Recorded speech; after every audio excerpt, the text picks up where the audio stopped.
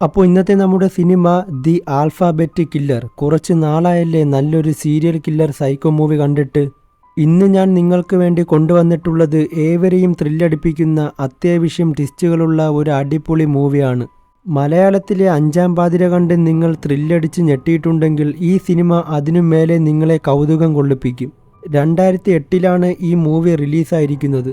എന്നാൽ മറ്റൊരു കാര്യമെന്തെന്നാൽ ഈ സിനിമ വെറുമൊരു കഥ മാത്രമല്ല, ഒരു ട്രൂ സ്റ്റോറി സിനിമ കൂടിയാണ്. അമേരിക്കയിൽ നടന്ന ഒരു റിയൽ സംഭവത്തെ ആസ്പദമാക്കിയാണ് ഇതെടുത്തിരിക്കുന്നത്. സിനിമയുടെ തുടക്കം ന്യൂയോർക്കാണ് കാണിക്കുന്നത്. അതുവഴി കാർല കാസ്റ്റിലോ എന്ന ഒരു പെൺകുട്ടി നടന്നുകൊണ്ട് വരുമ്പോൾ തൊട്ടരികെ ഒരു ബ്ലൂ കാറിൽ ഡോർ തുറന്ന് ആരോ ഒരാൾ അവളെ നോക്കുന്നുണ്ടായിരുന്നു. എന്നാൽ അവൾ പതറിയിട്ടില്ല, കാരണം അവൾക്കറിയാവുന്ന ആരോ ഒരാളാണ് അതിനകത്ത് ഉണ്ടായിരുന്നത്. തുടർന്ന് അവൾ കാറിനകത്ത് കയറി അയാളോടൊപ്പം പോവുകയും ചെയ്യുന്നു. എന്നാൽ കുറച്ചു നേരത്തിന് ശേഷം ഒരാളൊഴിഞ്ഞ സ്ഥലത്ത് ആ പെൺകുട്ടി ജീവന് വേണ്ടി രക്ഷിക്കണേ രക്ഷിക്കണേ എന്ന് വിളിച്ചുകൊണ്ട് ഓടുകയാണ്. തൊട്ടു പിന്നാലെ ആ കാറുകാരനും അവളെ ഫോളോ ചെയ്യുന്നുണ്ട്. അവളുടെ നിലവിളി കേൾക്കാൻ അവിടെ ആരും ഉണ്ടായിരുന്നില്ല.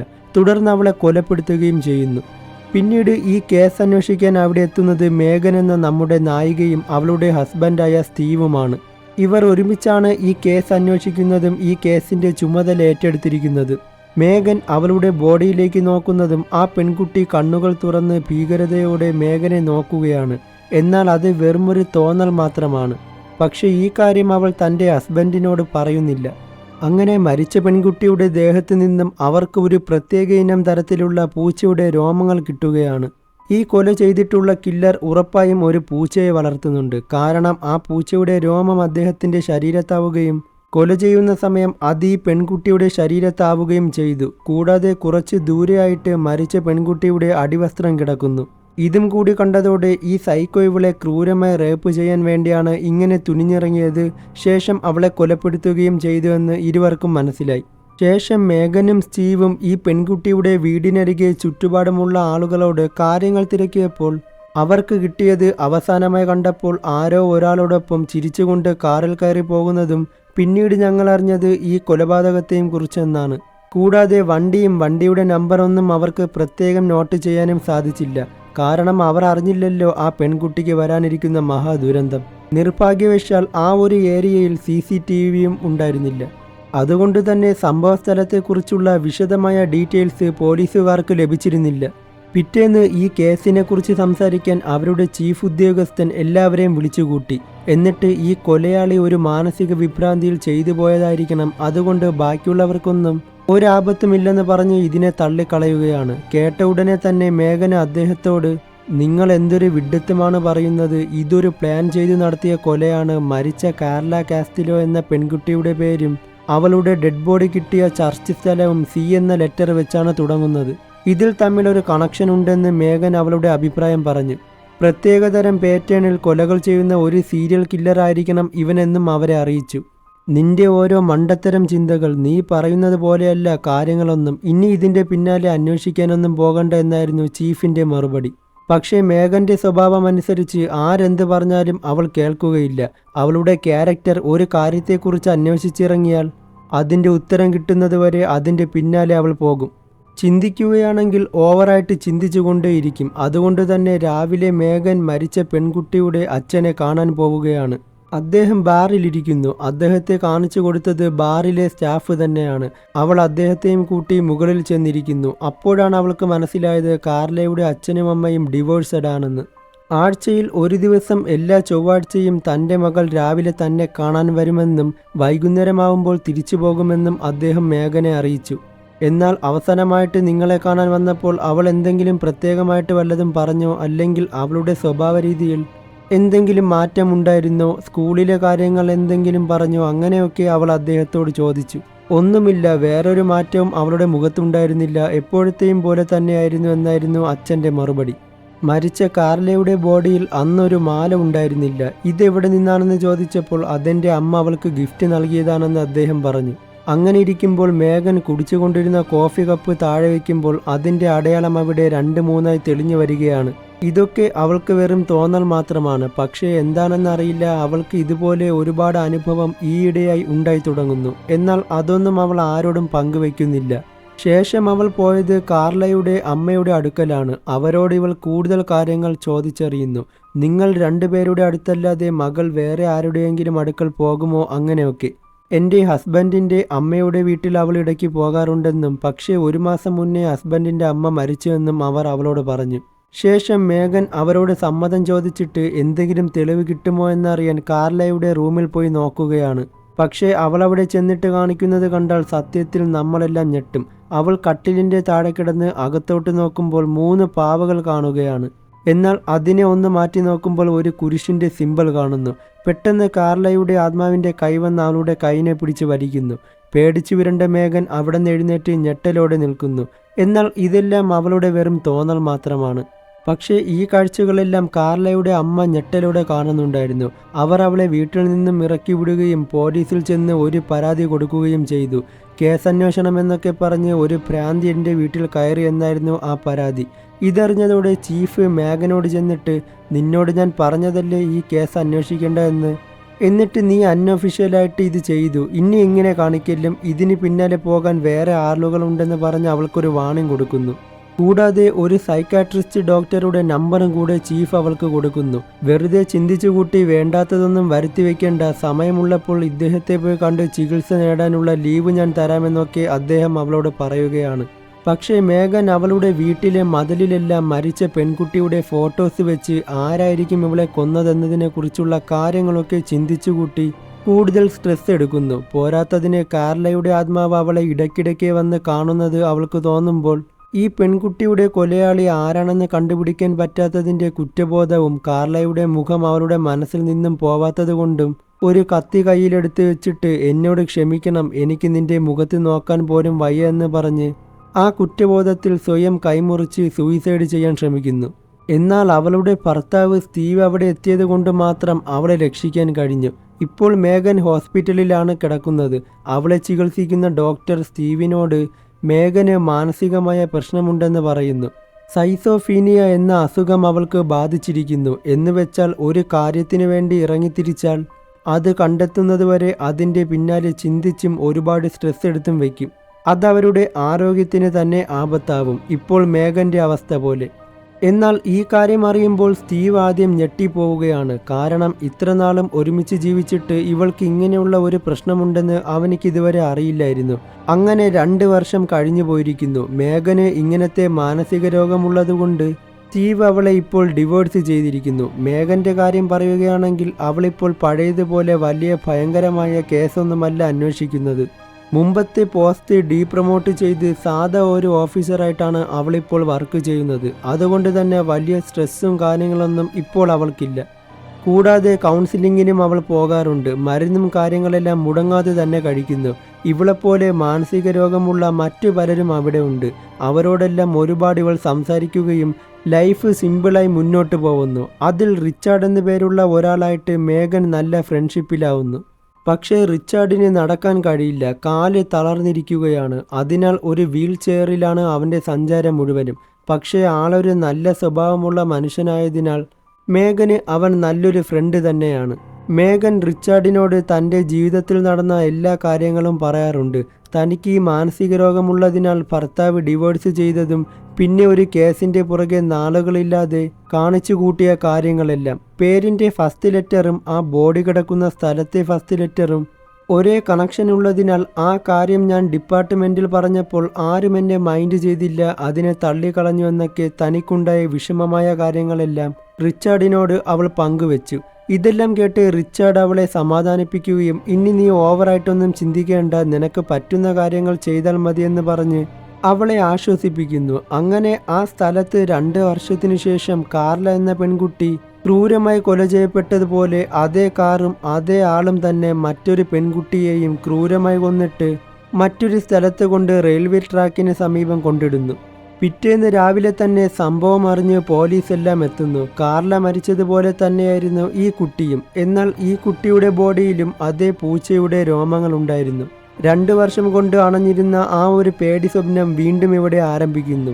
ഈ കാര്യങ്ങളൊന്നും അറിയാതെ മേഗൻ തൻ്റെ ജോലികൾ ചെയ്തുകൊണ്ടിരിക്കുമ്പോൾ ഓഫീസിനകത്ത് ബാക്കിയെല്ലാവരും വലിയ ബിസിയിലായി എന്തൊക്കെ ചെയ്തുകൊണ്ടിരിക്കുന്നു. കാര്യമെന്താണെന്ന് എത്ര ചോദിച്ചിട്ടും ആരും അവളോട് ഉത്തരം പറഞ്ഞില്ല. അങ്ങനെ അവൾ അന്വേഷിക്കുമ്പോഴാണ് 2 വർഷത്തിന് മുമ്പ് നടന്നതുപോലത്തെ അതേ കൊല വീണ്ടും ഇവിടെ സംഭവിച്ചിട്ടുണ്ടെന്ന് അവൾ ഭീതിയോടെ അറിയുന്നത്. എന്നാൽ മരിച്ച കുട്ടിയുടെ പേരും ബോഡി കിടന്ന സ്ഥലത്തെ പേരും അറിയുമ്പോഴാണ് മേഗൻ കൂടുതൽ ഞെട്ടുന്നത്. കാരണം മരിച്ച പെൺകുട്ടിയുടെ പേര് വെൻഡി, ബോഡി കിടന്ന സ്ഥലത്തിൻ്റെ പേര് വെബ്സ്റ്റർ. ഇത് രണ്ടും ഡബ്ല്യുവിൽ നിന്നാണ് തുടങ്ങുന്നത്. താൻ മുമ്പ് പറഞ്ഞ കാര്യം സത്യമാണെന്ന് ഇപ്പോൾ അവൾക്ക് 100% ഉറപ്പായി. ഇപ്പോൾ ഈ ഓഫീസിലെ മെയിൻ ബോസ് മേഗന്റെ മുൻ ഭർത്താവായ സ്റ്റീവ് തന്നെയാണ്. മുമ്പ് ഭാര്യ ഭർത്താക്കളായിരുന്നെങ്കിലും ഇപ്പോൾ അവർ തമ്മിൽ അങ്ങനെയൊന്നുമല്ല. ജോലിപരമായ കാര്യങ്ങൾ മാത്രമേ സംസാരിക്കുകയുള്ളൂ. ഈ കേസിനെക്കുറിച്ച് സംസാരിക്കാൻ വേണ്ടി മേഗനും സ്റ്റീവും ഒരു ഹോട്ടലിൽ പോയിരിക്കുന്നു. മേഗൻ തൻ്റെ സംശയപരമായ കാര്യങ്ങൾ അവനോട് വീണ്ടും പറയുമ്പോൾ, നീ വീണ്ടും പഴയതുപോലെ തുടങ്ങുകയാണ്, വീണ്ടും ചിന്തിച്ചുകൂട്ടി ആരോഗ്യത്തിന് പ്രശ്നമുണ്ടാക്കണോ എന്ന് ചോദിക്കുന്നു. അങ്ങനെയൊന്നുമല്ല, ഒരു തവണ ഞാൻ പറയുന്ന രീതിയിൽ ഈ കേസ് അന്വേഷിച്ചാൽ നമുക്ക് ഈ സീരിയൽ കില്ലറിനെ കണ്ടുപിടിക്കാമെന്ന് സ്റ്റീവിനോട് അവൾ യാചിക്കുന്നു. ഒരു തവണ മാത്രമെന്ന് പറഞ്ഞ് അപേക്ഷിക്കുന്നു. എന്നാൽ ഒരിക്കൽ മാത്രം ഈ വഴി നമുക്ക് ട്രൈ ചെയ്യാമെന്ന് പറഞ്ഞ് മേഗന്റെ വാക്ക് സ്റ്റീവ് വിശ്വസിച്ച് അതിന് സമ്മതം ചെയ്യുന്നു. പക്ഷേ മേഗനോടൊപ്പം അവൾക്ക് കൂട്ടായി ഒരു അസിസ്റ്റന്റിനെ സ്റ്റീവ് അറേഞ്ച് ചെയ്തു കൊടുക്കുന്നു. ഒന്നും എടുത്തു ചാടി ചെയ്യരുത്, എന്തെങ്കിലും ഉണ്ടെങ്കിൽ ആദ്യം എന്നെ വിളിച്ച് അറിയിക്കണമെന്ന് ഒരു നിബന്ധന സ്റ്റീവ് അവർക്കിടയിൽ വെച്ചു. അങ്ങനെ ആ അസിസ്റ്റന്റുമായി മേഗൻ ഇപ്പോൾ കൊല്ലപ്പെട്ട വെൻഡി എന്ന കുട്ടിയുടെ മാതാപിതാക്കളെ കാണാൻ ചെല്ലുന്നു. നിങ്ങളുടെ കുട്ടി പരിചയമില്ലാത്ത ആരോടെങ്കിലും സംസാരിക്കുന്നതോ അങ്ങനെ മറ്റു പല കാര്യങ്ങൾ വല്ലതും കണ്ടിട്ടുണ്ടോ എന്ന് ചോദിക്കുമ്പോൾ, അങ്ങനെയൊന്നും തന്നെ നമ്മൾ ഇതുവരെ കണ്ടിട്ടില്ല എന്നായിരുന്നു അവരുടെ മറുപടി. വീക്കിലി ഒരു ദിവസം നമ്മളെല്ലാവരും സെന്റ് ലൂയിസ് ചർച്ചിൽ പോകാറുണ്ടെന്ന് ആ അമ്മ പറയുകയാണ്. കൂടാതെ അവർ രണ്ടുപേരും ആകെ തളർന്നിരിക്കുകയാണ്. അതുകൊണ്ട് തന്നെ കൂടുതൽ കാര്യങ്ങളൊന്നും അവരോട് മേഗൻ ചോദിച്ചില്ല. തുടർന്ന് വെൻഡിയുടെ റൂമിലേക്ക് പോകുമ്പോൾ 2 വർഷത്തിന് മുന്നേ സംഭവിച്ച കാർല എന്ന പെൺകുട്ടിയുടെ റൂമിലേക്ക് പോയപ്പോൾ ഉണ്ടായ അതേ അനുഭവം അവൾക്ക് ഇപ്പോൾ സംഭവിക്കുന്നുണ്ട്. വെൻഡിയുടെ ആത്മാവ് അവളെ നോക്കി എന്നെ സഹായിക്കണേ എന്ന് പറയുകയാണ്. ഇത് വെറും തോന്നൽ മാത്രമാണെന്ന് അവൾക്കങ്ങ് അക്സെപ്റ്റ് ചെയ്യാൻ സാധിക്കുന്നില്ല. അവളുടെ ശരീരമാകെ വിയർക്കാൻ തുടങ്ങുന്നു. അപ്പോഴാണ് അവളുടെ അസിസ്റ്റന്റ് വന്നിട്ട് സംഭവ സ്ഥലത്ത് നമുക്ക് ഉടനെ പോകണം, അത്യാവശ്യമാണെന്ന് പറഞ്ഞ് അവളെ വിളിച്ചുകൊണ്ട് പോകുന്നത്. വെൻഡിയെ അവസാനമായിട്ട് കണ്ട ഒരു പിച്ചക്കാരനായിരുന്നു ആ സ്ഥലത്തുണ്ടായിരുന്നത്.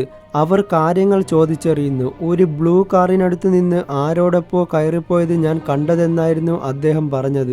മാത്രമല്ല വണ്ടി നമ്പർ അതുപോലുള്ള കാര്യങ്ങളൊന്നും എനിക്ക് ഓർമ്മയില്ല, അതൊന്നും ഞാൻ അപ്പോൾ ചിന്തിച്ചിരുന്നില്ല എന്ന് പറഞ്ഞുകൊണ്ടിരിക്കുമ്പോൾ റോഡിന് സമീപം വെൻഡിയുടെ ആത്മാവ് മേഗനെ നോക്കി സഹായം ചോദിക്കുന്നത് അവൾ ഭീതിയോടെ കാണുന്നു. ഈ കാര്യം അസിസ്റ്റന്റിനോട് പറയാൻ പോലും അവൾക്ക് സാധിക്കില്ല. കാരണം അങ്ങനെ വല്ലതും സംഭവിച്ചാൽ ഈ കേസിൽ നിന്ന് തന്നെ ഇവളെ ഒഴിവാക്കും. ചിലപ്പോൾ ജോലിയും നഷ്ടമായേക്കാം.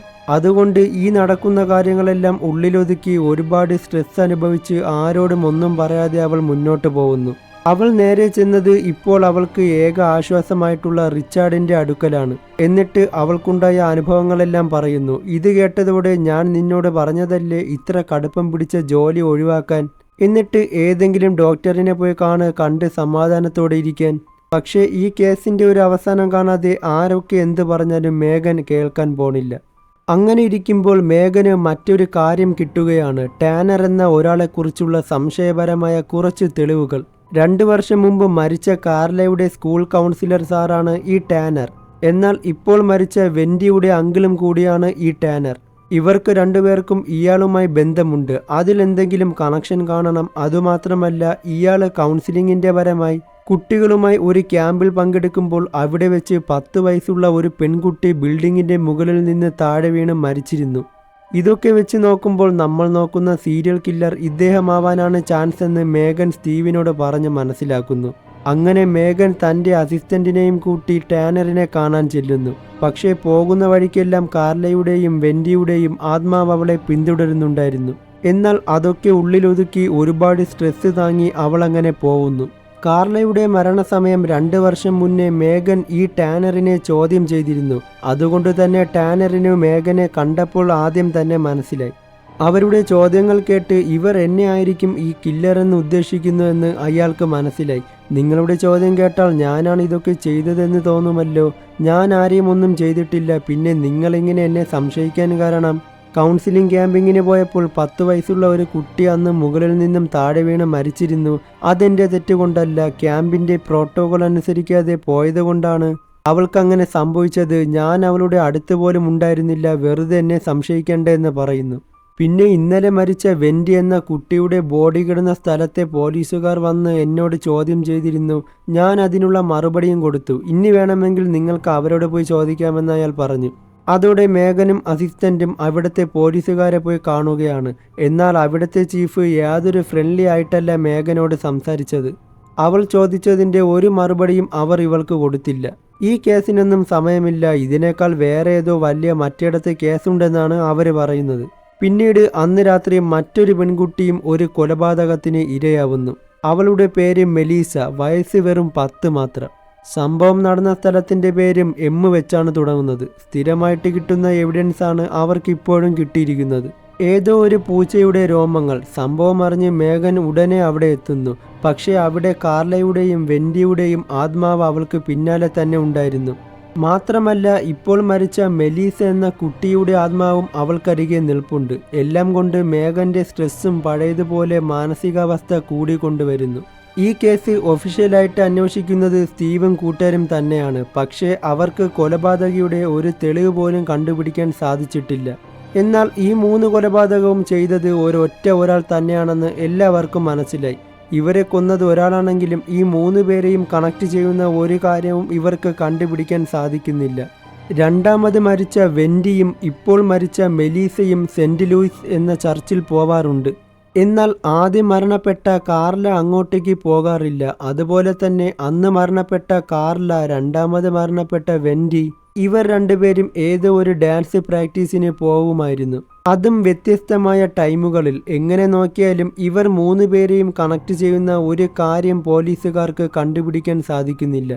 പോലീസുകാർ ആകെ വട്ടം കറങ്ങി നിൽക്കുകയാണ്. അതുപോലെ മേഗനും കൊലയാളി ആരാണെന്ന് കണ്ടുപിടിക്കാൻ പറ്റാത്ത അവസ്ഥയിൽ ടെൻഷനും ചിന്താഗതിയും വളരെയധികം കൂടി പഴയതുപോലെ മാനസികാവസ്ഥയിലാവുന്നു.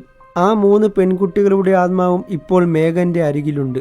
ഈ ഒരു സമയത്തൊക്കെ ആകെ ആശ്വാസം കിട്ടുന്നത് റിച്ചാർഡിനോട് സംസാരിക്കുമ്പോഴാണ്. അങ്ങനെ അവനെ വിളിച്ച് കൊലയാളിയെ ഇതുവരെ കണ്ടുപിടിക്കാൻ കഴിഞ്ഞിട്ടില്ല എന്നൊക്കെ പറഞ്ഞുകൊണ്ടിരിക്കുമ്പോൾ വാക്കി താക്കിയിലൂടെ പോലീസുകാർ എമർജൻസി പരമായ കാര്യത്തെക്കുറിച്ച് സംസാരിക്കുന്നത് മേഗൻ്റെ ശ്രദ്ധയിൽപ്പെടുന്നു. ഈ കൊലയാളിയെ ഇപ്പോൾ പോലീസുകാർ ഇട്ടിരിക്കുന്ന പേരാണ് ആൽഫബറ്റ് കില്ലർ. കൊല ചെയ്യപ്പെടുന്നവരുടെ പേരിൻ്റെ ഫസ്റ്റ് ലെറ്ററും ബോഡി കിടക്കുന്ന സ്ഥലത്തെ ഫസ്റ്റ് ലെറ്ററും നമ്മൾ നേരത്തെ പറഞ്ഞിരുന്നല്ലോ. അതുകൊണ്ടാണ് ഈ പേര് ഇവർ ഇടാൻ കാരണം. സംഭവം എന്തെന്നാൽ ഇതേ ആൽഫബറ്റ് കില്ലറിനെ പോലീസുകാർ ഒരു വീട്ടിൽ പൂട്ടിയിട്ടിരിക്കുകയാണ്. ഈ മെസ്സേജ് കേട്ട ഉടൻ തന്നെ മേഗൻ സംഭവ സ്ഥലത്തെത്തുന്നു. എന്നിട്ട് അവിടെ നിന്ന പോലീസുകാരനോട് കാര്യം എന്താണെന്ന് അന്വേഷിച്ചപ്പോൾ അയാൾ പറഞ്ഞത് ഇത് ഇവൻ്റെ വീട് തന്നെയാണ്. ഇതിനകത്ത് ഇവൻ്റെ അമ്മയുണ്ട്, 19 വയസ്സുകാരിയായ മറ്റൊരു പെണ്ണുമുണ്ട്. ആ പെണ്ണാണ് ഞങ്ങളെ വിളിച്ച് കാര്യം അറിയിച്ചത്. ഇവൻ എന്നെ റേപ്പ് ചെയ്യാൻ ശ്രമിച്ചു, അങ്ങനെയെന്നൊക്കെ. ഈ പെൺകുട്ടിയുടെ പേര് എലിസബത്ത് എന്നാണ്. എന്നാൽ ഈ സ്ഥലത്തിൻ്റെ പേരും ഈ വെച്ചാണ് തുടങ്ങുന്നത്. അങ്ങനെ നോക്കുകയാണെങ്കിൽ ഇവനായിരിക്കണം നമ്മൾ തിരയുന്ന ആൽഫബറ്റ് കില്ലർ എന്ന് മേഗനോട് പറയുന്നു. കൂടാതെ ഇയാൾ ഒരു ഫയർ ഡിപ്പാർട്ട്മെൻറ്റിൽ ജോലി ചെയ്യുകയാണ്. അതുകൊണ്ട് തന്നെ ചില മാനസിക രോഗങ്ങളുണ്ടെന്നും പോലീസുകാരൻ പറഞ്ഞു. ഇത് കേട്ട ഉടൻ തന്നെ വിഡ്ഢികളെ, ഈ ഒരു കാരണം കൊണ്ടാണോ ഇയാളാണ് ആൽഫബറ്റ് കില്ലർ എന്ന് നിങ്ങൾ ഉദ്ദേശിക്കുന്നതെന്നും പറഞ്ഞ് അവൾ വീട്ടിനകത്തേക്ക് കയറുകയാണ്. പോലീസുകാർ അകത്ത് പ്രവേശിക്കരുതെന്ന് പറഞ്ഞിട്ടും അവളത് കേൾക്കാനിടയായില്ല. മുകളിൽ ചെന്ന മേഗൻ കണ്ടത് ഗൺ പോയിന്റിൽ നിർത്തിയിരിക്കുന്ന അവൻ്റെ അമ്മയെയും ആ 19 വയസ്സായ പെണ്ണിനെയുമാണ്. ഇവൻ ഈ പെണ്ണിനെ പ്രണയിക്കുകയും വീട്ടിലേക്ക് വിളിച്ചുകൊണ്ട് വന്നതുമായിരുന്നു ചെയ്തത്. എന്നാൽ ഇവിടെ വെച്ച് ഇവൻ്റെ സ്വഭാവ രീതിയിൽ എന്തോ പേടി തോന്നി നേരെ ബാത്റൂമിൽ കയറി പോലീസിൽ വിവരമറിയിക്കുകയായിരുന്നു ഇവൾ ചെയ്തത്. സത്യം പറഞ്ഞാൽ ഇത്രയും കാര്യങ്ങൾ മാത്രമേ ഇവിടെ സംഭവിച്ചിട്ടുള്ളൂ. ഈ കാര്യങ്ങളെല്ലാം കേട്ടപ്പോൾ മേഗന് കാര്യമുറപ്പായി. പോലീസുകാർ പറയുന്നത് പോലെ ഇവനല്ല ആൽഫബറ്റ് കില്ലർ. ആൾക്കെന്തോ ചെറിയ മാനസികമായ പ്രശ്നങ്ങളുണ്ട്. പക്ഷെ അത് ഇവർ ചിന്തിക്കും പോലെ കൊലയാളി ഒന്നുമല്ല. മേഗൻ അവനോട് കാര്യങ്ങൾ പറഞ്ഞ് മനസ്സിലാക്കുന്നു. ഇവിടെ വെച്ച് എന്തെങ്കിലും കാണിക്കാൻ ശ്രമിച്ചാൽ നിങ്ങളുടെ ജീവനതാപത്താവും. പുറത്ത് പോലീസുകാർ പറയുന്നത് എന്താണെന്ന് അറിയാമല്ലോ. അതുകൊണ്ട് നിങ്ങൾ തോക്ക് താഴെ വയ്ക്കൂ. നിങ്ങൾക്കൊരു പ്രശ്നവും വരാതെ ഞാൻ നോക്കിക്കൊള്ളാം. നിങ്ങൾ പോലീസുകാർ തിരയുന്ന ആൽഫാബെറ്റ് കില്ലർ ആണെന്നുള്ള ഒരു എവിഡൻസും ഇവിടെയില്ല. ഈ പെണ്ണ് പുറത്തു പോയി അവരോട് എന്ത് വേണമെങ്കിലും പറഞ്ഞോട്ടെ, ബാക്കി കാര്യം ഞാൻ നോക്കിക്കൊള്ളാമെന്ന് പറഞ്ഞ് അവനെ മേഗൻ സമാധാനപ്പെടുത്തുന്നു. അവസാനം അയാൾ തോക്ക് താഴെ വയ്ക്കുകയാണ്. ശേഷം കണ്ണാടിയിൽ കൂടെ പുറത്തേക്ക് നോക്കുന്ന സമയം മറഞ്ഞിരുന്ന സ്നൈപ്പേഴ്സ് അവനെ ഷൂട്ട് ചെയ്യുന്നു. അതോടെ അയാൾ അവിടെ മരിച്ചു വീഴുകയാണ്. ഈ ഒരു കാഴ്ച മേഗനെയും അവൻ്റെ അമ്മയെയും ഞെട്ടിച്ചു കളയുന്നു. അവർ ഷൂട്ട് ചെയ്യുമെന്ന് ഇവർ പ്രതീക്ഷിച്ചതേയില്ല. അങ്ങനെ ആൽഫാബെറ്റ് കില്ലറിനെ കൊന്നു എന്ന് പറഞ്ഞ് ഈ കേസ് അവർ ക്ലോസ് ചെയ്യുന്നു. പക്ഷേ മേഗൻ നേരെ പോയത് സ്റ്റീവിൻ്റെ അടുക്കലാണ്. അവർ ഷൂട്ട് ചെയ്തത് കൊലയാളിയെ അല്ല, ഏതോ ഒരു പാവം യുവാവിനെ ആണെന്ന് പറയുന്നു. ഇത് കേട്ട് നീ എന്തിനാണ് കിടന്ന് തുള്ളുന്നത്, നിനക്കെന്തറിഞ്ഞിട്ട അവൻ തന്നെയാണ് ആൽഫാബെറ്റ് കില്ലർ.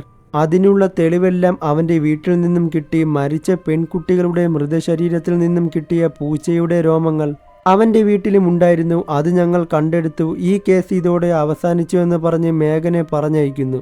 എന്നാൽ മേഗൻ ഇതുപേക്ഷിക്കാൻ തയ്യാറായില്ല. അവൾ അൺഒഫീഷ്യലായിട്ട് ആൽഫാബെറ്റ് കില്ലർ എന്ന് പറഞ്ഞ് കൊന്ന ആളുടെ വീട്ടിലേക്ക് ആരും അറിയാതെ പോയി അവിടെയൊക്കെ ചെക്ക് ചെയ്യുന്നു. അതോടെ അവൾക്ക് കാര്യം മനസ്സിലായി. എന്നിട്ട് നേരെ തന്നെ ഇത് കണ്ടുപിടിച്ച പോലീസ് സ്റ്റേഷനിലേക്ക് പോകുന്നു. ശേഷം അവിടുത്തെ ചീഫിനോട് നിങ്ങൾ ആൽഫാബെറ്റ് കില്ലർ എന്ന് പറഞ്ഞ് കൊന്നയാൾ ഒരു പാവ മനുഷ്യനാണെന്നും ഈ കേസ് പെട്ടെന്ന് മൂടിക്കെട്ടാൻ വേണ്ടി നിങ്ങൾ തന്നെ ഒരുക്കിയ ഒരു ചതിയാണെന്ന് എനിക്കറിയാമെന്ന് അവൾ പറയുന്നുണ്ട്. കാരണം അവിടെ ഒരു സ്ഥലത്ത് മാത്രം എങ്ങനെ പൂച്ചയുടെ രോമങ്ങൾ കാണും? അതും പൂച്ചയ്ക്ക് കൊടുക്കുന്ന ഭക്ഷണമോ മറ്റു പല സാധനങ്ങളോ അവിടെ കാണുന്നില്ല. നിങ്ങളിപ്പോൾ കൊന്നിരിക്കുന്നത് വ്യാജമായ ഒരാളെയാണ്. പകരം റിയൽ കൊലയാളി പുറത്തു തന്നെ ഉണ്ട്. അതിനാൽ തന്നെ ഇനിയും കൊച്ചു പെൺകുട്ടികൾ മരണപ്പെടാൻ സാധ്യതയുണ്ട്. പക്ഷേ ഇത്രയൊക്കെ കേട്ടിട്ടും അവിടുത്തെ ചീഫ് ഒരു മടിയുമില്ലാതെ ഞങ്ങൾ ഇതൊക്കെ നല്ലതുപോലെ അന്വേഷിച്ചിട്ട് തന്നെയാണ് ആളെ കണ്ടുപിടിച്ച് കൊന്നതെന്നും ഇനി നിങ്ങൾക്ക് എന്തെങ്കിലും അറിയണമെങ്കിൽ ഇതിൻ്റെ മേലെയുള്ളവരോട് ചോദിക്കാൻ പറഞ്ഞിട്ട് ഇവിടെ നിന്നിറങ്ങി പോകാൻ അവളോട് പറയുന്നു. ആ സമയത്തെല്ലാം വളരെ ക്രൂരമായി മരിച്ച കാർല, വെൻഡി, മെലീസ ഈ 3 പെൺകുട്ടികളുടെ ആത്മാവ് അവളെ നോക്കി സഹായിക്കണേ സഹായിക്കണേ എന്ന് പറഞ്ഞുകൊണ്ടിരിക്കുകയാണ്. പക്ഷേ അതൊന്നും പുറത്ത് കാണിക്കാത്ത രീതിയിൽ പേടിച്ച് അവിടെ നിന്നും മേഗൻ പോകുന്നു. തൻ്റെ മാനസികാവസ്ഥ കൂടിയെന്നറിഞ്ഞാൽ അവളുടെ ജോലി തന്നെ പോയേക്കാം. അങ്ങനെ തിരിച്ചു പോകുന്ന വഴിക്ക് അപ്രതീക്ഷിതമായി മേഗൻ ഒരാളെ കണ്ടുമുട്ടുകയാണ്. 2 വർഷം മുന്നേ മരിച്ച കാർലയുടെ അച്ഛനെ കാണാൻ വേണ്ടി പോയപ്പോൾ അവിടെ ബാറിലുണ്ടായിരുന്ന സ്റ്റാഫായിരുന്നു ഇത്. കാർലയുടെ മരണത്തെക്കുറിച്ച് എന്തെങ്കിലും കിട്ടുമോ എന്നറിയാൻ വീണ്ടും അവളെപ്പറ്റി കാര്യങ്ങൾ ചോദിക്കുകയാണ്. നല്ല ഒരു കൊച്ചായിരുന്നു, എനിക്കെൻ്റെ മോളെപ്പോലെയായിരുന്നു. എല്ലാ ചൊവ്വാഴ്ചയും അവളുടെ അച്ഛനെ കാണാൻ വേണ്ടി വരും. എന്നാൽ മരിക്കുന്നതിന് കുറച്ച് മാസങ്ങൾക്ക് മുമ്പ് അവളെ അങ്ങോട്ട് കണ്ടിട്ടില്ലെന്ന് പറയുന്നു. ഇത് കേട്ടത് മേഗൻ ഒരു സംശയം തോന്നുന്നു. അതെന്താണെന്നാൽ കാർലയുടെ അച്ഛൻ പറഞ്ഞത് മരിക്കുന്നതിന് തൊട്ട് മുന്നേ വരെ ചൊവ്വാഴ്ച ദിവസം അവൾ എന്നെ കാണാൻ വന്നിരുന്നു എന്നാണ്. പക്ഷേ ഇദ്ദേഹം പറഞ്ഞത് കുറച്ച് മാസങ്ങൾ കൊണ്ട് അവൾ അച്ഛനെ കാണാൻ പോയിട്ടേ ഇല്ലെന്നാണ്. ശേഷം വീണ്ടും കാര്യങ്ങൾ ചോദിച്ചറിയാൻ വേണ്ടി കാർലയുടെ അച്ഛനെ കാണാൻ അദ്ദേഹത്തിൻ്റെ ജോലി സ്ഥലത്ത് അവൾ പോകുന്നു. എന്തെങ്കിലും ഒളിപ്പിക്കണമെന്ന ഉദ്ദേശമുള്ളത് കൊണ്ടാണ് അന്ന് അദ്ദേഹം ഈ കാര്യം മറച്ചു വെച്ചത്. കാർലയുടെ അച്ഛനെ കണ്ട അവൾ അന്ന് മറച്ചുവെച്ച കാര്യത്തെപ്പറ്റി സംസാരിക്കുന്നു. സത്യത്തിൽ അന്ന് അദ്ദേഹം നുണ പറഞ്ഞത് തന്നെയാണ്. കാരണം കുറച്ചു മാസങ്ങൾക്ക് മുമ്പ് ഞാൻ മദ്യപിച്ചിരുന്നു ഓവറായിട്ട്. അതിൻ്റെ കാരണത്താൽ കാർല എന്നോടൊപ്പം വഴക്കിട്ട് എൻ്റെ വീട്ടിൽ നിന്നും ഇറങ്ങിപ്പോയിരുന്നു. അതിനുശേഷം അവളിങ്ങോട്ട് വന്നിട്ടേയില്ല. ഈ കാര്യം ഞാൻ നിങ്ങളോട് പറഞ്ഞാൽ കൊലപാതകി ഞാനാണെന്ന് തെറ്റിദ്ധരിക്കുമെന്ന് കരുതിയിട്ടാണ് ഈ കാര്യം ഞാൻ പേടിച്ചിട്ട് പറയാതിരുന്നത്. എന്നാൽ ശരി, നിങ്ങളെ കാണാനെന്ന് അമ്മയോട് പറഞ്ഞിട്ട് എല്ലാ ചൊവ്വാഴ്ചയും എവിടേക്കാണ് പോകുന്നതെന്ന് അവൾ ചോദിക്കുമ്പോൾ ചിലപ്പോൾ എൻ്റെ അമ്മയുടെ വീട്ടിൽ പോകാറുണ്ട്, അവിടെ ആയിരിക്കുമെന്ന് അദ്ദേഹം പറഞ്ഞു.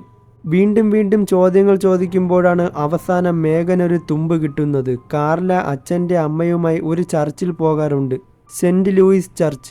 നമ്മൾ നേരത്തെ പറഞ്ഞിരുന്നല്ലോ, മരിച്ച 3 കുട്ടികളെയും കണക്ട് ചെയ്യുന്ന ഏതെങ്കിലും ഒരു സ്ഥലമല്ലെങ്കിൽ ഏതെങ്കിലും ഒരു കാര്യം. വെൻഡിയും മെലീസയും അതേ ചർച്ചിൽ പോകാറുണ്ടെന്ന് ഇവർക്കറിയാം. കാർല ഈ ചർച്ചിൽ പോയിട്ടില്ല എന്നായിരുന്നു ഇത്രയും നാൾ ഇവർ കരുതിയത്. എന്നാൽ അവളും ഈ ചർച്ചിൽ പോയിട്ടുണ്ട് എന്നുള്ള കാര്യം ഈ കേസിന് വലിയ ഒരു താങ്ങ് തന്നെയാണ്. ഈ കാര്യം ഉടൻ തന്നെ മേഗൻ സ്റ്റീവിനെ വിളിച്ചറിയിക്കുന്നു. ശേഷം സെൻറ്റ് ലൂയിസ് ചർച്ചിലേക്ക് ഞാൻ പോകുന്നുവെന്ന് പറയുമ്പോൾ നീ ഒറ്റയ്ക്ക് പോകരുത്, ഞാൻ അവിടേക്ക് അടുത്ത സ്റ്റേഷനിലെ 2 ഓഫീസറെ പറഞ്ഞയക്കാം, നീ വെയിറ്റ് ചെയ്യാൻ പറയുന്നു. പക്ഷേ അതൊന്നും കേൾക്കാതെ മേഗൻ അങ്ങോട്ടേക്ക് എത്തിക്കഴിഞ്ഞു. ചർച്ചിൽ കയറി നോക്കുമ്പോൾ ഒരു ഫാദർ അവിടെ നിൽപ്പുണ്ട്. തൊട്ടടുത്ത് ഒരു കൊച്ചു പെൺകുട്ടിയും. മരിച്ച 3 പെൺകുട്ടികളുടെയും പേര് പറഞ്ഞിട്ട് ഇവർ ഇവിടെ വരാറുണ്ടല്ലോ, ഇവരെക്കുറിച്ച് അറിയാൻ വേണ്ടി ഞാൻ വന്നതാണെന്ന് പറയുന്നു. ശേഷം ഫാദർ അവളെയും കൊണ്ട് അദ്ദേഹത്തിൻ്റെ ഒരു പ്രൈവറ്റ് റൂമിൽ പോകുന്നു. അവിടെ മരിച്ച 3 പെൺകുട്ടികളുടെയും ഫോട്ടോസ് വെച്ച് അതിന് താഴെ മെഴുകുതിരികൾ കത്തിച്ചു വെച്ചിട്ടുണ്ട്. ഇവരെല്ലാം നമ്മുടെ പള്ളിയിലെ ഏഞ്ചലുകളാണെന്നും ഇവരെ അങ്ങനെ മറക്കാൻ പറ്റില്ല എന്നും ഫാദർ പറയുകയാണ്. ആ സമയത്ത് അവരുടെ ആത്മാക്കൾ മേഘനെ നോക്കി നിങ്ങൾ എത്തിക്കഴിഞ്ഞു, ഇവിടെയൊക്കെ പരിശോധിക്ക്, കൊലയാളിയെ നിങ്ങൾക്ക് കിട്ടുമെന്ന് പറഞ്ഞുകൊണ്ടിരിക്കുന്നു. ഇതൊക്കെ കണ്ടും കേട്ടും മേഘന്റെ ശരീരമാകെ വിറയ്ക്കുന്നു. ഈ ഫാദറാണ് കൊലയാളിയാണെന്ന് കരുതി അവൾ തോക്കെടുത്ത് ചൂണ്ടുമ്പോൾ അവൾക്ക് തോക്ക് പിടിക്കാനുള്ള ശേഷി പോലും കിട്ടുന്നില്ല. അവസാനം അവൾ ചർച്ചിനകത്ത് ബോധം കെട്ട് വീഴുന്നു. അപ്പോഴേക്കും സ്റ്റീവ് പറഞ്ഞയച്ച 2 ഓഫീസറുകൾ അവിടെ എത്തുന്നു. തുടർന്ന് അവർ അവളെ ആശുപത്രിയിൽ എത്തിച്ചു. കണ്ണു തുറക്കുമ്പോൾ മേഘൻ ഹോസ്പിറ്റലിലാണ്. അവിടെ അവളെ ചികിത്സിക്കുന്ന ഡോക്ടർ ഇരിപ്പുണ്ട്. നിന്റെ മാനസികാവസ്ഥ വളരെ ഗുരുതരമായി കൂടിക്കൊണ്ടിരിക്കുകയാണ്. നിനക്ക് 14 ദിവസത്തെ ബെഡ് റെസ്റ്റ് വേണം. അതിനായി കോടതിയിൽ നിന്നും പേപ്പർ ഞാൻ വാങ്ങിച്ചിട്ടുണ്ട്. ഇവിടെ നിന്നും പോവരുതെന്ന് പറയുന്നു. പക്ഷേ അതൊന്നും മേഘൻ കേൾക്കാൻ തയ്യാറാകുന്നില്ല. ഞാനിവിടെ നിന്നാൽ ആ കുറ്റവാളി ചിലപ്പോൾ രക്ഷപ്പെടും, എനിക്ക് ഉടനെ പോയേ തീരുമെന്ന് പറയുമ്പോൾ ഒരു സെക്യൂരിറ്റി ഗാർഡ് അവളെ പിടിച്ചു നിർത്താൻ ശ്രമിക്കുന്നു. പക്ഷേ സെക്യൂരിറ്റി ഗാർഡിനെ ഇടിച്ചിട്ടിട്ട് അവൾ പോവുകയാണ്. ഇന്നെന്തായാലും അന്വേഷണത്തിന് പോകാൻ പറ്റില്ല. അതുകൊണ്ട് അവൾ നേരെ പോയത് റിച്ചാർഡിൻ്റെ വീട്ടിലേക്കാണ്. റിച്ചാർഡിനോട് കാര്യങ്ങളെല്ലാം പറയുന്നു. അപ്പോഴെല്ലാം നീ ബെഡ് റെസ്റ്റ് എടുക്ക്, എന്തിനാണ് വെറുതെ ഇങ്ങനെ കിടന്ന് ഓടുന്നത്, ഞാൻ നിന്നോടൊപ്പം ഉണ്ടാവും എന്നൊക്കെ പറഞ്ഞെങ്കിലും അതൊന്നും അവൾ കേട്ടതേയില്ല. കാരണം അവൾ കണ്ടുപിടിച്ച കാര്യം പോലീസ് സ്റ്റേഷനിലെല്ലാം പറയണം. ശരി, എന്തായാലും നാളെ തന്നെ നമുക്ക് പോകാം, നിന്റെ കൂടെ ഞാനും വരാം, അത് നിനക്കൊരു മെൻ്റലി സപ്പോർട്ടാവും. ഇന്നെന്തായാലും ഇവിടെ കിടക്കാൻ അവൻ ആവശ്യപ്പെടുന്നു. അവസാനം അതിന് അവൾ സമ്മതം മൂളി. സമയം ഇപ്പോൾ രാത്രിയായി. എത്രയൊക്കെ ഉറങ്ങാൻ ശ്രമിച്ചിട്ടും അവൾക്കതിന് പറ്റുന്നില്ല. മരിച്ച പെൺകുട്ടികളുടെ കരച്ചിലും സംസാരങ്ങളുമാണ് അവളുടെ മൈൻഡിലിപ്പോൾ. പെട്ടെന്നാണ് ഒരു പൂച്ചയുടെ കരച്ചിൽ അവൾ കേട്ടത്. കണ്ണു തുറന്നു നോക്കി അവൾ കണ്ടത് ഒരു വെള്ള നിറമുള്ള പൂച്ചയെയാണ്. ഇപ്പോൾ മേഘന്റെ മനസ്സിൽ ചില സംശയങ്ങൾ തോന്നി തുടങ്ങുന്നു. മരിച്ച പെൺകുട്ടികളുടെ മൃതശരീരത്തിലുണ്ടായിരുന്ന പൂച്ചയുടെ രോമം വെള്ള നിറമാണ്. എന്നാൽ ഇവിടെ ഇരിക്കുന്ന പൂച്ചയും വെള്ളയാണ്. അങ്ങനെ അവിടെ ഉണ്ടായിരുന്ന റൂമിലേക്ക് അവൾ കയറി നോക്കുമ്പോൾ ഒരു പുസ്തകം കാണുന്നു. അതിലൊരു കുരിശിന്റെ സിമ്പലുണ്ട്. എന്നാൽ പുസ്തകം തുറന്നു നോക്കി അവളുടെ കണ്ണുകളെ അവൾക്ക് വിശ്വസിക്കാനായില്ല. മരിച്ച 3 പെൺകുട്ടികളുടെ ഫോട്ടോസും അതിലുണ്ടായിരുന്നു, ഒപ്പം ഈ റിച്ചാർഡിന്റെ ഫോട്ടോസും. എന്നാൽ ഞെട്ടിക്കുന്ന മറ്റൊരു കാര്യം എന്തെന്നാൽ ഇവർ പൊയ്ക്കൊണ്ടിരുന്ന സെന്റ് ലൂയിസ് ചർച്ചിലെ കൗൺസിലർ സാറായിരുന്നു ഈ റിച്ചാർഡ്. അപ്പോഴേക്കും റിച്ചാർഡ് വല്ലാത്തൊരു ഭാവത്തോടു കൂടി അങ്ങോട്ടേക്ക് വരികയാണ്. അങ്ങനെ സംശയപരമായി മേഘൻ അവനോട് സംസാരിക്കുന്ന സമയം പെട്ടെന്ന് വീൽ ചെയറിൽ നിന്നും ചാടി എഴുന്നേറ്റ് അവളുടെ കഴുത്തിൽ പിടിക്കുന്നു. അവനെ തട്ടിമാറ്റി ഓടാൻ ശ്രമിച്ചെങ്കിലും അവളുടെ തലയെ മതിലിടിച്ച് ബോധം കെടുത്തുന്നു. യഥാർത്ഥ ആൽഫബറ്റ് കില്ലറെ മേഘൻ കണ്ടെത്തി കഴിഞ്ഞു. പക്ഷേ ഇപ്പോൾ അവൾ അവൻ്റെ കെണിയിലാണ്. റിച്ചാർഡിൻ്റെ കാലിന് യാതൊരു കുഴപ്പവുമില്ല. എല്ലാവരുടെയും സഹതാപവും ആരും തന്നെ സംശയിക്കാതിരിക്കാൻ വേണ്ടിയാണ് ഈ ഒരു വീൽ ചെയർ കളി അവൻ ഒപ്പിച്ചത്. ശേഷം അവളെ വലിച്ചുകൊണ്ട് കാറിലേക്ക് കയറ്റുന്നു. അപ്പോഴേക്കും അവൾക്ക് ബോധം വന്നിരുന്നു. നീ എഴുന്നേറ്റോ എന്നും പറഞ്ഞ് റിച്ചാർഡ് ചില കാര്യങ്ങൾ അവളോട് പറയുന്നു. 2 വർഷം മുന്നേ കാർല കാസ്റ്റിലോ എന്ന പെൺകുട്ടിയെ ഞാൻ കൊന്നിരുന്നു. പക്ഷേ അതൊരു പ്ലാൻ ചെയ്ത കൊലയല്ല. അപ്രതീക്ഷിതമായി റോഡിനരികിൽ കണ്ടപ്പോൾ അന്നെനിക്കൊരു മോഹം തോന്നി, അങ്ങനെ കൊണ്ട് റേപ്പ് ചെയ്തതാണ്. പക്ഷേ അവൾ മരിച്ചുപോയി. അതുമാത്രമല്ല, അവളുടെ ബോഡി കിടന്ന സ്ഥലം പോലും ഞാൻ നേരത്തെ കൂട്ടി പ്ലാൻ ചെയ്തതൊന്നുമല്ല, ഒരു തോന്നലിൻ്റെ പുറത്ത് മാത്രം ചെയ്തതാണെന്ന് പറയുന്നു. അതിനുശേഷം 2 വർഷം കഴിഞ്ഞപ്പോൾ നീ എന്നെ വന്ന് പരിചയപ്പെട്ടു. കൂടാതെ നീ കണ്ടുപിടിച്ച ഒരു തിയറിയെന്നും പറഞ്ഞ് മരിച്ച പെൺകുട്ടിയുടെ ആദ്യ അക്ഷരം സി ആണെന്നും ഡെഡ് ബോഡി കണ്ടെടുത്ത സ്ഥലത്തിൻ്റെ ആദ്യ അക്ഷരം സി ആണെന്നും നീ എന്നോട് പറഞ്ഞു. അത് കേട്ടപ്പോൾ എൻ്റെ മനസ്സിലൊരു കൗതുകം തോന്നി. ഈ ഒരു പാറ്റേണിൽ ഇനി കൊലകൾ ചെയ്യാമെന്ന്.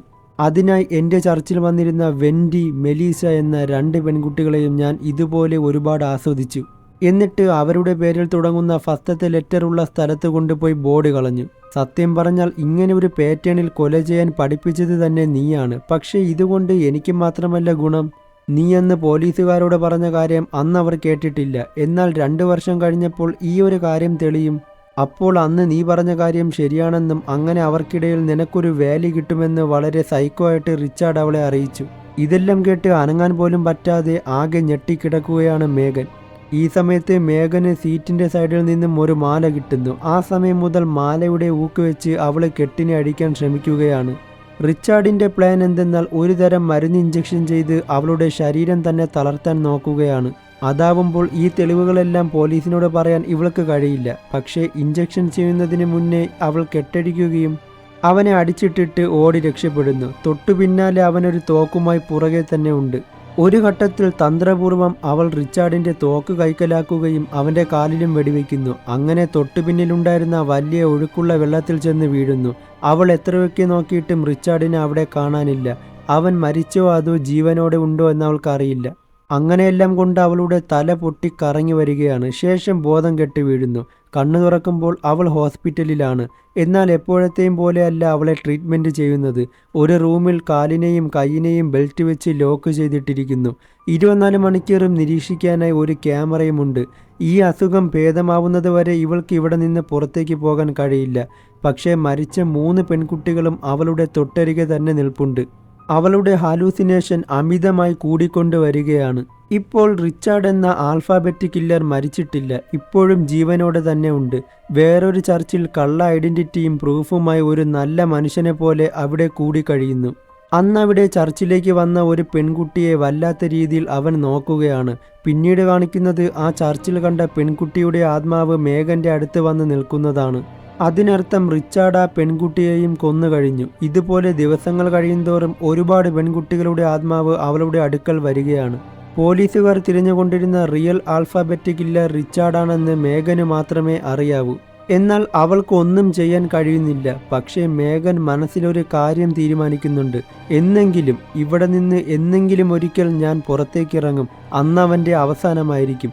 അതിനുവേണ്ടി നാളുകൾ അവൾ അവിടെ കാത്തിരിക്കുന്നു. സിനിമയുടെ അവസാനം ഒരു കാര്യം കൂടി കാണിക്കുന്നുണ്ട്.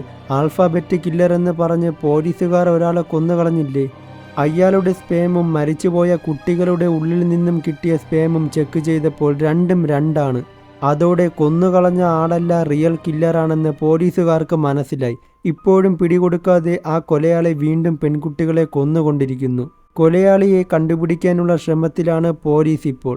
യഥാർത്ഥത്തിൽ നോക്കുകയാണെങ്കിൽ ഇപ്പോഴും കൊലയാളിയെ കണ്ടുപിടിച്ചിട്ടില്ല. പക്ഷേ സിനിമയിൽ നോക്കുകയാണെങ്കിൽ മേഗൻ പുറത്തിറങ്ങുന്ന സമയം അന്ന് അവൻ്റെ അവസാനമായിരിക്കും. ഇതോടുകൂടി ഈ സിനിമ ഇവിടെ അവസാനിക്കുകയാണ്.